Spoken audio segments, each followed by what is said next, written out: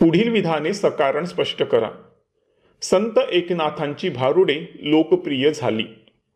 उत्तर: संत एकनाथांनी लोकशिक्षणाच्या हेतूने अनेक भारुडे लिहिली.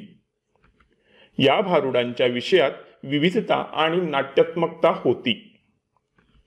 विनोदाच्या माध्यमातून लोकांना शिक्षण देण्याचा, उपदेश करण्याचा हा प्रकार लोकांनाही आवडला.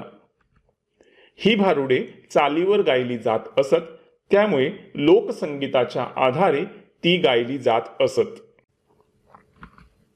व्यवहारातील साध्या साध्या उदाहरणातून आणि विनोदाच्या माध्यमातून रचलेली संत एकनाथांची ही भारुडे म्हणूनच लोकप्रिय झाली.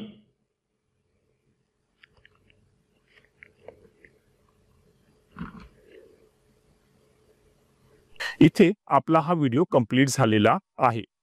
तुम्ही आपल्या चॅनलला आठवणीने सबस्क्राईब करा, ह्या व्हिडिओला लाईक करा आणि ह्या व्हिडिओला तुमच्या मित्रमैत्रिणींसोबत शेअर करा आणि कमेंटमध्ये लिहा श्री स्वामी समर्थ.